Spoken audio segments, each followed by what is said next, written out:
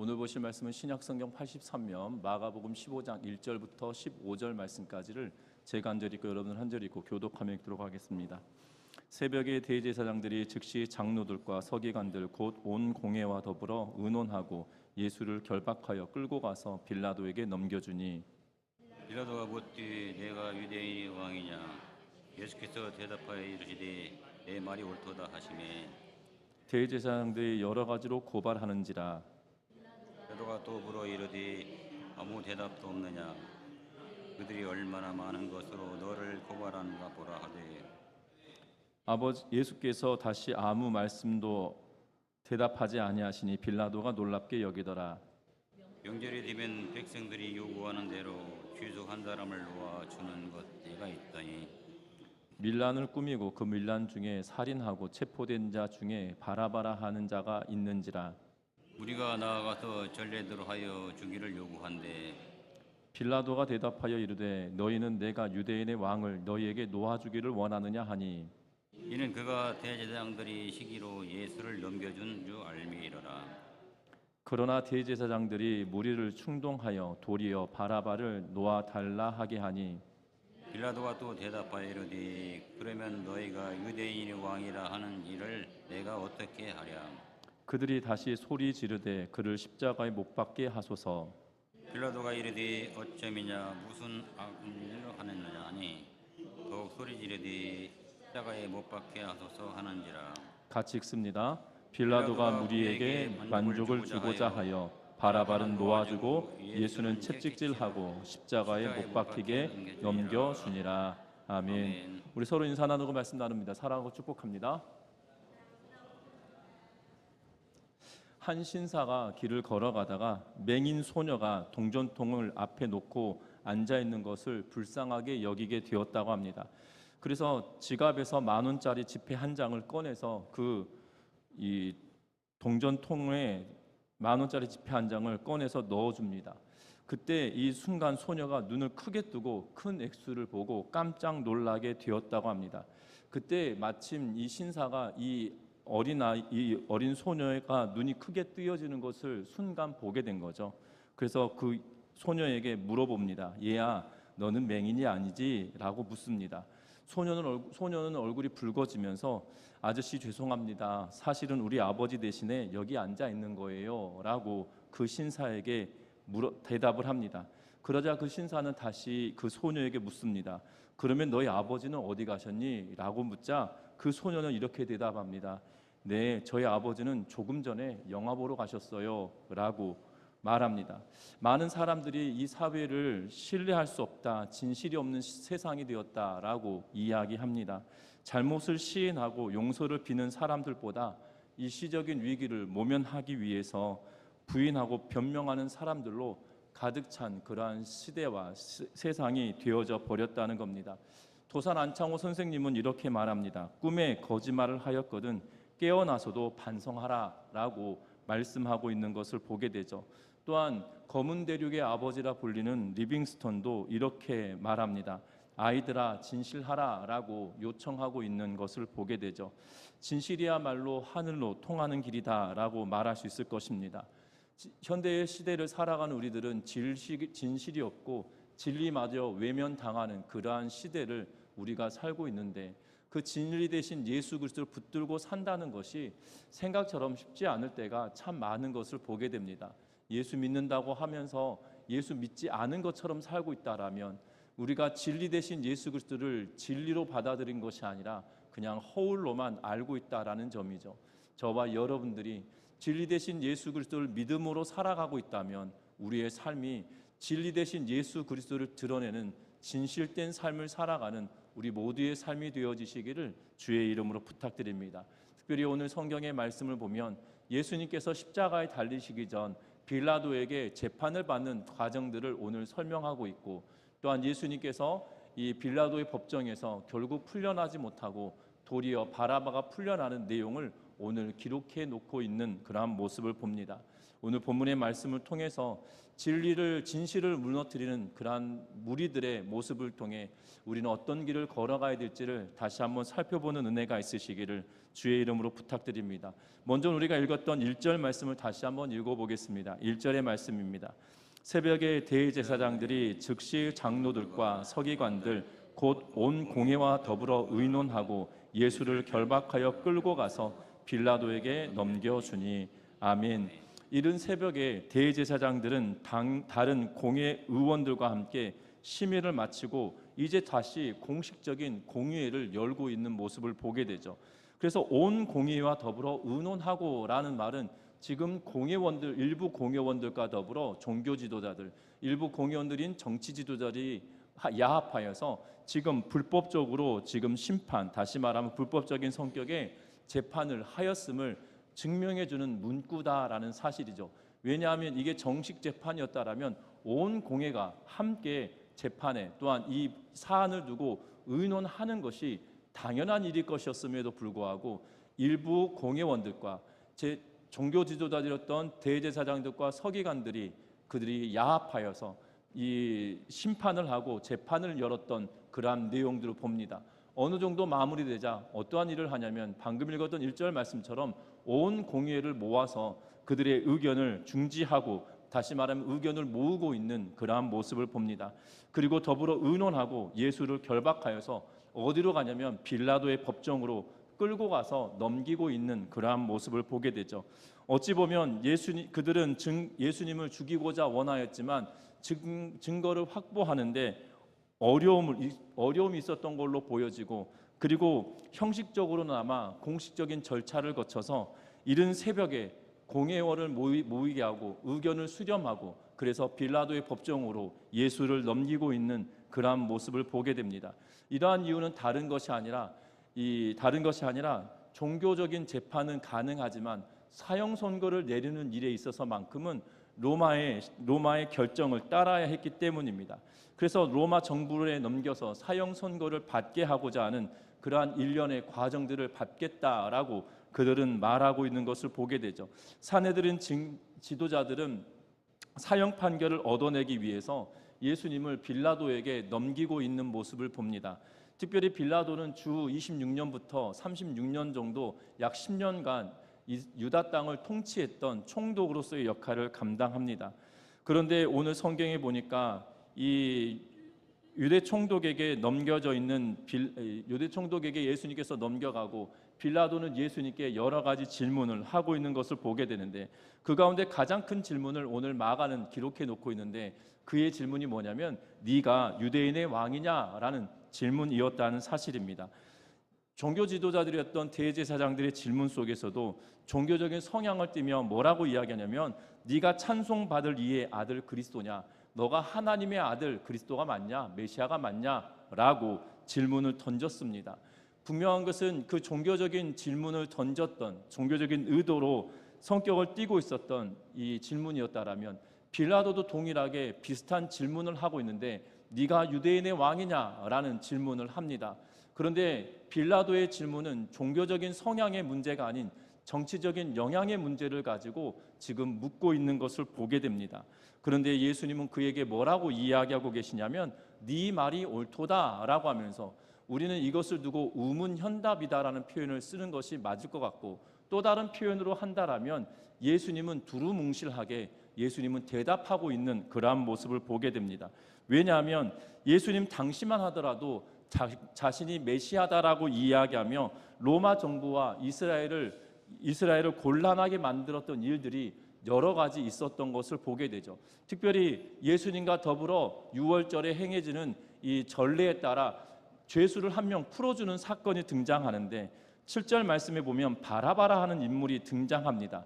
그런데 이 바라바라 하는 인물이 어떤 인물이냐, 7절에 보니까 밀란을 꾸미고 그 밀란 중에 살인하고 체포된 자였다. 다시 말하면 단순한 살인자가 아니라 밀란을 일으키는데 어떤 밀란이냐, 로마의 압제에 항거하여서 독립운동을 펼쳤던, 쉽게 말하면 독립운동을 펼쳤던 인물이었고, 그러한 과정 중에 살인을 하게 되어졌던 그러한 인물입니다. 우리의 정서로 따져본다라면 독립투사가 되어지겠죠. 그런데 그러한 인물을 내세우고 있는 것을 보게 되죠. 그래서 그 당시 예수님이 살아갔던 시대에도 얼마나 로마에 항거하며 내가 메시아다라고 하였던, 지금 바라바는 본인 스스로가 메시아라고 말하고는 있지 않지만 로마에 항거하기 위하여 등장하였던 메시아라고 불렸던, 자칭 메시아라고 불렸던 인물들이 꽤나 있었던 걸로 보여지고, 오늘 바라바도 메시아라고 지칭하진 않지만 로마에 항거하였던 인물 가운데 하나로 보여진다라는 겁니다. 그래서 지금 총독인 빌라도가 예수님께 묻는 겁니다. 뭐라고 묻냐면 너가 메시아냐, 너가 유대인의 왕이냐라고 지금 질문을 하고 있는 것을 봅니다. 그때 예수님께서 그 정치적인 수사로서의 말이 아니라 예수님은 뭐라고 이야기하냐면 네 말이 옳도다라고 말하고 있죠. 우리나라 어문에는 이 말의 끝이 올라가느냐 내려가느냐에 따라 의미가 바뀌는 것을 보게 되죠. 네가 유대인의 왕이냐라고 말꼬리를 올리면 질문이겠지만 네가 유대인의 왕이냐라고 하며 말꼬리를 내리면 너가 그것을 긍정하겠느냐, 네가 정말 유대인의 왕이냐라는 것을 반문하는, 질문 아닌 이 동의의 의미로도 사용되어지는 거 보게 되는데, 반면에 이 헬라어나 이런 문장들을 보면 질문하는 것은 명확하게 질문입니다. 그래서 예수님께 질문을 던지고 있는 것을 보게 되죠. 너가 정말 유대인의 왕이냐라는 의미로 질문을 던지고 있는데, 예수님은 뭐라고 이야기하냐면 네 말이 옳도다라고 말하고 있습니다. 여러분들, 예수님은 그 어떠한 말씀도 하지 않으셨다라고 이야기합니다. 그래서 5절 말씀에 이렇게 말합니다. 예수께서 다시 아무 말씀으로도 대답하지 아니하시니 라고 말하고 있죠. 다시 말하면 네가 유대인의 왕이냐라는 질문에만 예수님께서 대답하셨음을 말하고 있는 것을 보게 됩니다. 유대인의 왕이냐라는 말에 정치적인 의미로 유대인의 왕이라는 것에 동의한 것이 아니라, 빌라도는 정치적인 의문으로 그에게 물었다라면 예수님은 하나님의 아들이 맞지만 예수님은 그가 생각하는 정치적인 의도의 왕이 아니라 이미 이 땅의 통치자로서 말씀으로 임하신 예수 그리스도이심을 그가 드러내고 있는 그러한 모습을 보게 되죠. 아마 빌라도가 말하는 정치적인 의도의 질문에 대답하는 정치적인 의도를 가진 대답이었다라면 내가 유대인의 왕이다 라고 말하는 것이 맞을 테지만 네 말이 옳다라는 것은 네가 말하는 것이 맞지만 그것이 온전하게 정확한 말은 아니다 라는 의도로 받아들여질 수 있기 때문이라는 거예요. 그래서 빌라도가 예수님을 잡아 죽이지 못하고 있는, 도리어 예수님에게 죄가 없다라고 여겨지는 그러한 상황을 보고 있는 것을 봅니다. 또한 대제사장들이 여러 가지 질문으로 예수님께 이야기하고 있는 것을 보게 되죠. 또한 예수님을 고발하고 또한 마치 검사처럼 질문을 던지고, 대제사장들이 질문을 던지고 그들이 예수님의 답변을 요구하고 있지만 그 어떠한 말도 하지 않고 있는 그러한 모습을 보게 된다는 겁니다. 예수님은 분명한 것은 예수님은 그 어떠한 대답도 하지 않으셨다라고 말씀하고 있는 모습을 보게 되죠. 저와 여러분들의 신앙의 여정에 진리는 굳이 많은 부연 설명이 필요로 하지 않는다라는 사실입니다. 진짜면 진짜이지 더 많은 수식어를 붙이지 않고 있는 모습을 보게 되죠. 여러분들 사기를 당할 때 직접 사기를 당하신 분들도 있을 수도 있겠지만 직접적인 사기를 당하지 않으셨더라도 방송을 통해서나 또 보이스피싱을 당하셨던 분들의 이야기를 들어보면 깜짝 속게 된다라고 이야기합니다. 그래서 경찰들도 속고 검사라고 하는 분들도 속고, 그러니까 속이는, 사기를 당하는 일들이 정말 순식간에 벌어지는 일들이다라고 이야기를 하죠. 그런데 여러분들, 사람을 속일 때 어떻게 속입니까? 그럴싸하게 수많은 장치들을 두고 그 사람이 속아 넘어가도록 만들고 있는 그러한 모습을 보게 됩니다. 그런데 진리는 굳이 그럴 필요가 없습니다. 성경이 말한 대로 이다라면 이것인 것이고요, 아니다라면 아닌 것이거든요. 그런데 우리는 신앙생활하면서 내가 믿는 진리 대신 예수 그리스도를 설명할 때 수많은 부연 설명들이 필요로 하고 있는 것을 봅니다. 그것은 내가 진리 대신 하나님의 말씀을 온전하게 수납하지 않고 그 말씀대로 행하지 않기 때문에 우리에게는 수식어가 필요한 거거든요. 왜냐하면 내가 예수 믿는 사람입니다, 내가 진리 대신 하나님의 말씀을 믿는 사람입니다 라는 고백을 고백대로 살지 못하기 때문에 내가 예수 믿는 것을, 내가 진리 되신 하나님의 말씀을 수종드는, 수납하는 사람인 것을 증거하기 위하여 수많은 부연 설명이 우리에게 필요한 것들을 보게 되죠. 그런데 진리 되신 말씀을 붙들고 살아내는 그 사람들은 굳이 수많은 부연 설명이 필요로 하지 않다라는 사실입니다. 예수님께서는 진리 되신 그분이시기 때문에 예수님은 그 어떠한 상황의 질문에 대답하지 않으시고 오롯이 그가 누구신지에 대한 질문에만 반응하고 있다라는 점이죠. 저와 여러분들의 신앙의 여정도 동일한 은혜가 있으시기를 주의 이름으로 부탁드립니다. 우리는 예수 그리스도가 될 수는 없지만 분명한 것은 하나님의 말씀을 붙들고 말씀을 지키고 살아가는 주의 백성이기에 그 하나님의 말씀을 내 삶을 통해서 증거의 내므로 말미암아, 증명의 내므로 말미암아 저와 여러분들 통하여 진리 되신 예수 그리스도가 드러나고 말씀이 육신이 되어 이 땅에 오신 예수 그리스도가 낱낱이 드러나는 은혜가 있기를 주의 이름으로 부탁드립니다. 뿐만 아닙니다. 오늘 성경의 말씀에 보면 6절 이하에 보면 명절에 이루어지는 특별 사면에 관한 이야기를 기록해 놓고 있는 모습을 보게 되죠. 6월절 명절이면 로마 제국은 피지배국이었던 유대인들의 환심을 사기 위해서 일종의 특별 사면을 시행하고 있는 그러한 모습을 보게 됩니다. 특별 사면은 옛날이든지 현재든지 정치적인 목적으로 이용되어지는 경우들이 있는 것을 보게 됩니다. 그래서 지금 우리나라에서도 동일한 일들이 벌어지죠. 이 성탄절 특사, 광복절 특사라고 하면서 이 각각의 때에 맞추어서 특별 사면을 하는 것을 보게 됩니다. 그리고 사면하고 복권시키는 그러한 일들도 벌어지게 되는 것을 보게 되죠. 분명한 것은 그 모든 것들이 정치적인 계산에 맞추어서 그것의 정치적인 효용성을 얻기 위해서 특별 사면하는 경우들도 있죠. 특별히 로마 시대에도 마찬가지로 지금 유대인들의 환심을 사기 위한 방식으로 전통적으로 특별 사면을 하는 그러한 일들이 있었던 걸로 보여집니다. 그런데 우리는 이 뉴스를 보시다 보면 사면이다, 그리고 복권이다 이런 표현을 하잖아요. 근데 사면이라고 하는 것은 이 죄를 다 짓고 죄에 대한 문제를 해결해 줬다 하더라도 이 권리는 인정해 주지 않는 거예요. 예를 들면 징역을 살고 오면요, 일정 기간 동안 내가 선거권과 피선거권이 박탈돼요. 그래서 선거권과 피선거권이 박탈되어지는데 그 권리까지 다시 회복시켜주는 걸 두고 사면 복권이다라고 이야기하고, 이 사면은 시켜줬지만 죄는 면해줬지만 권리, 피선거권과 이 선거권에 대해서 다시 이 권리를 살려주지 않으면 일정 기간 동안 그것이 없어지거든요.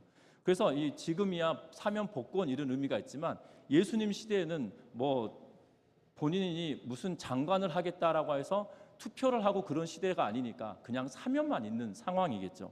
분명한 것은 지금 그 사면을 하는데 어떠한 사람을 내어놓고 있냐면, 앞에서도 말씀드렸지만 7절 말씀에 밀란을 꾸미고 밀란 중에 살인을 하고 체포되었던 인물이었다라고 말하는 것을 보게 됩니다. 제가 어릴 적 이 예수님에 관한 일대기에 관한 영화들이 종종 이 성탄절 전후로 하여서 방영될 때가 있거든요. 그러면 이 바라바에 대해서 표현을 할 때 극악무도한 죄인의 신분인 것처럼 하여서 막 고함을 치고 몸이 찢겨 있고 피 흘리고 막 괴성을 지르는 그러한 이미지로 형상화시켜서 이 배역을 시키고 있는 모습을 봅니다. 그런데 제가 볼 때는 이 밀란을 꾸미고 이 밀란 중에 살인을 범하기에 그냥 의도적인 살인을 한 것이 아니라 독립운동을 하는 그러한 과정 중에 생겨났기 때문에 우리로 생각해 보면 어떤 이미지여야 되냐면 안중근 의사의 느낌 이런 거겠죠. 윤봉길 의사의 느낌 이런 의미가 아니겠나 싶습니다. 왜냐하면 우리가 안중근 의사나 윤봉길 의사의 이 사진들을 보고 그러한 행적들을 보고 영화를 볼 때 막 극악무도하고 흉악한 죄인의 모습으로 형상화시키지는 않지 않습니까? 그런 이미지겠죠. 유대인들에게 있어서만큼은 그러한 이미지였을 것입니다. 그래서 바라바를 세워두고 예수를 내두고 있는 모습을 보게 되죠. 여러분들 분명한 것은 밀란을 일어나고 독립운동을 하려고 애썼다 할지라도 분명히 유대인들 안에서도 그것을 찬성하는 자들이 있을 거고 반대하는 자들이 있었을 거예요. 그런데 여러분들, 예수님은 그렇지 않았다라는 사실입니다. 예수님은 여러분들 병든 자를 고치고요, 또한 예수님이 잡히시기 일주일도 채 되지 않던 시기에 무엇이 있었냐면 죽었던 나사로를 살리고 있는 모습을 보게 됩니다. 그래서 여러분들 요한복음 11장에 죽은 나사로가 살아나는 사건이 요한복음 11장에 기록하고 있고, 요한복음 12장에 뭘 기록하고 있냐면 예수님이 예루살렘으로 입성하며 사람들이 종려나무를 휘둘고, 그리고 이 길바닥에 자신들의 겉옷을 깔고 예수님을 찬양하며 호산나 다윗의 자손이여 라고 하며 환호하는 사건이 벌어지고 있거든요. 그래서 여러분들 잘 생각해 보면 나사로의 살아난 사건이 얼마 전, 일주일도 되지 않았던 그 시간 속에 있다라는 사실이죠. 그랬던 인물이었기 때문에 수많은 사람들이 예수님을 환호하고, 그리고 예수님이 예루살렘으로 올라올 때 종려나무를 흔들며 외쳤던 수많은 이 소리들을 이 빌라도도 분명히 들었다라는 사실이에요. 왜냐하면 이 유대인의 명절이 되어지면 원래 가이사라에 있던 총독 관저에 있던 그가 예루살렘으로 올라옵니다. 그리고 예루살렘에 올라와서 명절을 지낼 때 혹여 수많은 사람들이 모이기 때문에 무슨 문제가 생기지 아니하도록 관리하고 통제하는 역할을 하는 위치여서 예루살렘으로 잠시 옮겨와 있는 상태에 예수님의 재판을 맡고 있는 거거든요.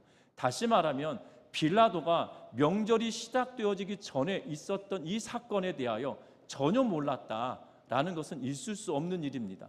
그래서 지금 이 바라바가 예수를 내놓고 반대의 사람이 있을 거고 찬성하는 사람도 있을 법한, 우리로 표현하면, 우리가 이해하기 쉽게 표현하면 독립투사와 같은 인물을 세워놓고 둘 중에 하나 여러분들에게 내주겠습니다, 특별 사면을 하겠습니다라고 하며, 빌라도는 굉장히 정치적이고 굉장히 현명하다는 표현은 그렇겠지만 예수를 풀어놓을 수 있는 모든 장치를 딱 설정해 놓고 예수와 바라바를 세워놓고 있다라는 사실이에요.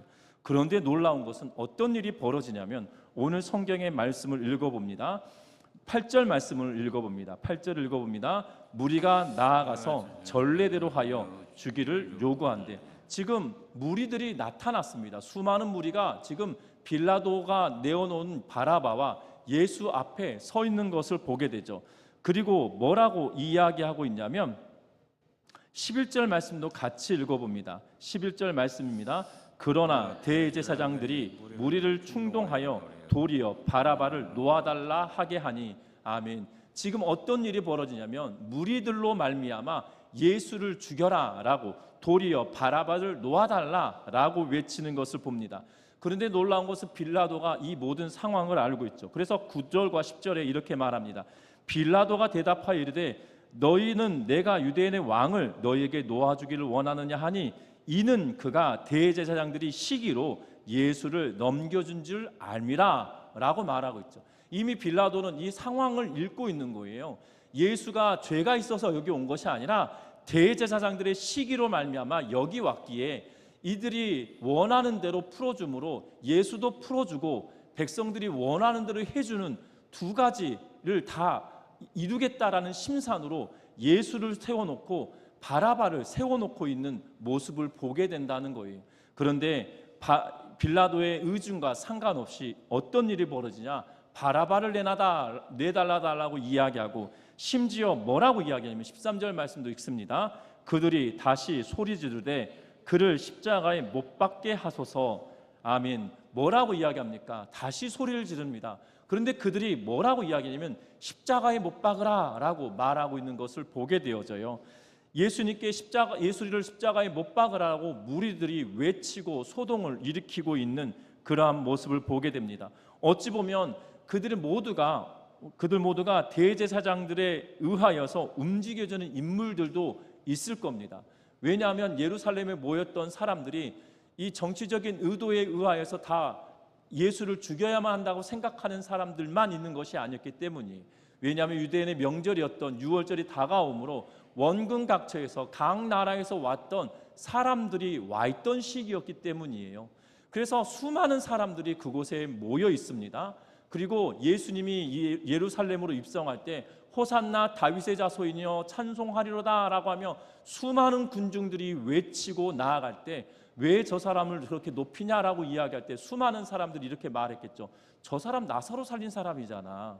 저 사람 보리떡 5개와 물고기 2마리로 5천 명을 먹이고 남음이 있었잖아 라고 하며 적어도 이 예수님께서 행하셨던 모든 일들에 대하여 알던 인물들이었던 거죠. 그래서 지금 예루살렘의 절기를 지키기 위해서 올라왔던 사람들이 다 악의적인 사람들만 있은 것은 아니었을 것임에도 불구하고 지금 이 상황은 어떻게 되어지냐? 바라바를 내놔달라, 그리고 예수를 십자가에 못 박으라라고 하며 그 무리가 돌변하고 있다는 거죠. 호산나 찬송하리로다라고 외쳤던 그 사람들 가운데서도 지금 무리들의 모습에 휩싸여서 예수를 죽여라라고 하며 외치는 그러한 인물들이 그 안에 있었던 걸로 보여진다라는 사실입니다. 왜냐하면 오늘 성경의 말씀을 통해서 보면 어떤 의미를 이야기하고 있냐면, 빌라도가 15절 말씀에 보면 빌라도가 무리에게 만족을 주고자 하여 바라바는 놓아주고 예수는 책짓질하고 십자가에 못 박히게 넘겨주니라 라고 말하고 있는 것을 보게 되죠.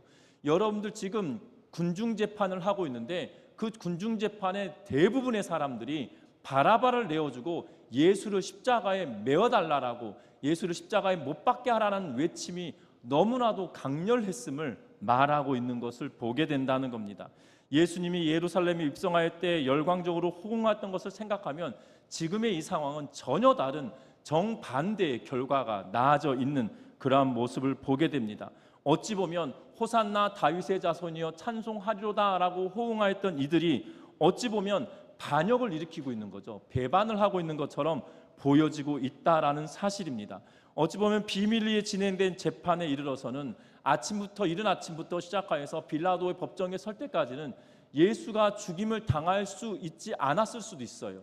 예수께서 십자가에 못 박히지 않을 수도 있지만 지금 이 무리들에 의하여서 예수를 십자가에 못 박게 되어지는 결정적인 열쇠가 여기서 열려지게 됐다라는 사실입니다. 우리의 신앙의 여정도 똑같습니다. 우리가 말씀을 듣고 찬양을 할 때에는 우리가 호산나 다윗의 자손이여 하며 찬송하였던 인물들이었다 할지라도 어느덧 세상 가운데 살아가며 우리는 예수를 부인하며 살아가는 우리의 삶은 아닌지 우리가 생각해보고 우리의 모습들을 점검해 봐야 된다라는 사실이죠. 하나님 말씀 앞에 우리가 부끄럽지 아니하도록 주의 말씀을 상고하며 주의 말씀을 가까이하며 살아가는 우리 전미중앙교회 모든 성도님들 되시기를 주의 이름으로 부탁드립니다. 왜냐하면 예수님에 대하여 부인하고 예수님에 대하여 십자가에 못 박으라고 외쳤던 이들은 예수를 잘 알지 못했던 사람들이 아니라 너무나도 잘 알고 있었던 사람들이었기 때문이에요. 우리도 신앙생활하며 너무나도 예수를 잘 알고 있다라고 착각하지만 결정적인 삶의 현장에서는 예수를 부인하고 있지는 않은지 우리의 삶을 돌이켜보는 은혜가 있으시기를 주의 이름으로 부탁드립니다. 뿐만 아닙니다. 예수를 부인하지 않는 삶을 살아갈 것을 우리는 뭐라고 이야기하고 있냐면 주의 뜻대로 살아가는 자들입니다. 우리는 찬양을 통해서 말합니다. 주님 뜻대로 살기로 했네, 주님 뜻대로 살기로 했네 라고 찬양을 하지만 그 찬양은 그냥 공중에 먼지만 울리는 외침 정도밖에 되지 않죠. 왜냐하면 주의 말씀대로 행하며 내가 어려운 중에서도 주의 뜻대로 살겠다라는 결단이 내 삶에서 일어나지 않으면 우리는 무리가 될 수 있다라는 것을 기억하는 우리 전미중앙교회 모든 성도님들 되시기를 주의 이름으로 부탁드립니다.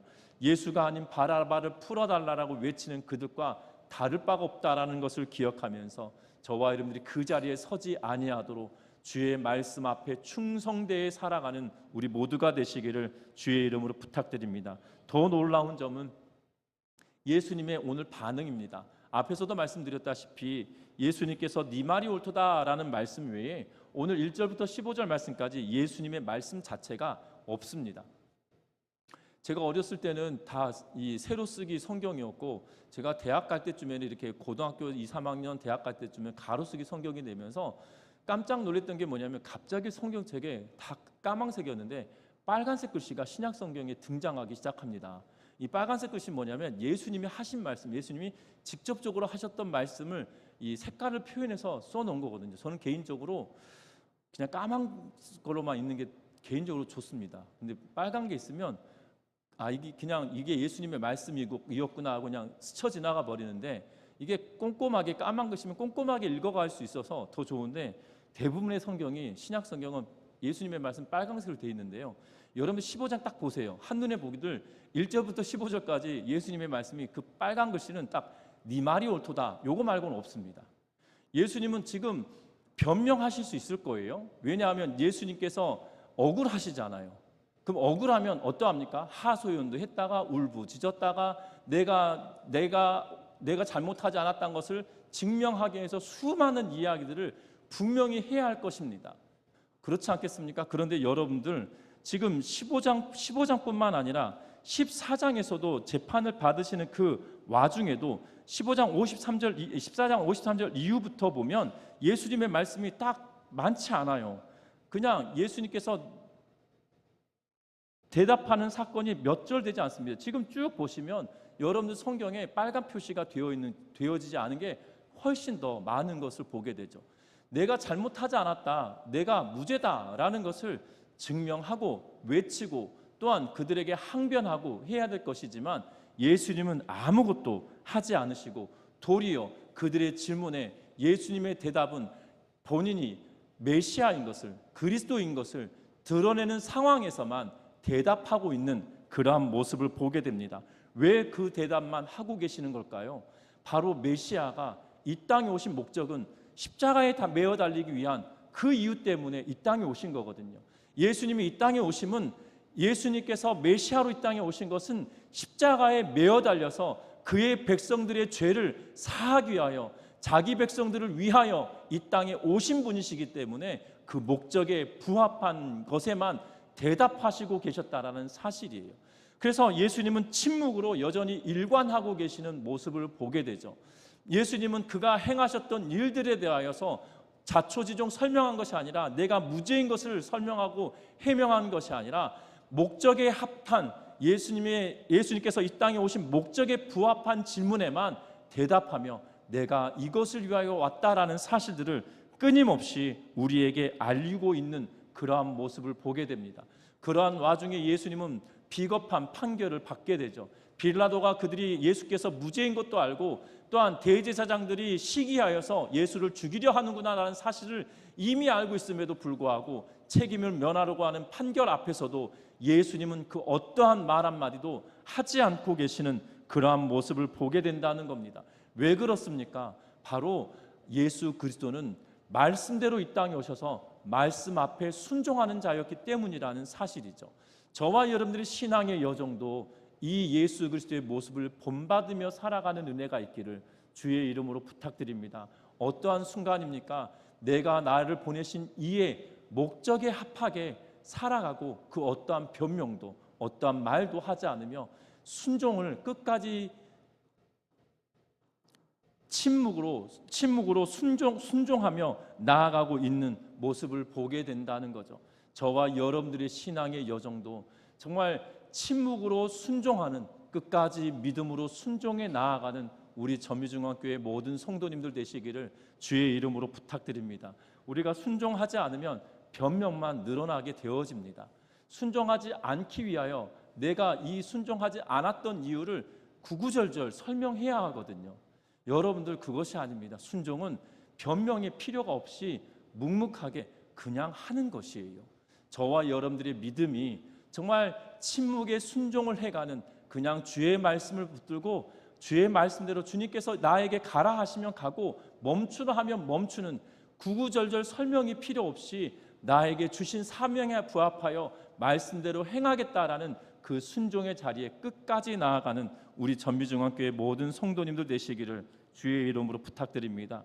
말씀을 맺으려고 합니다. 우리가 읽었던 15장 1절부터 15절 말씀까지는 온통 불의한 소리로 가득 차 있는 것을 보게 되죠. 예수님의 음성은 딱 한 구절 말고는 찾아볼 수가 없습니다.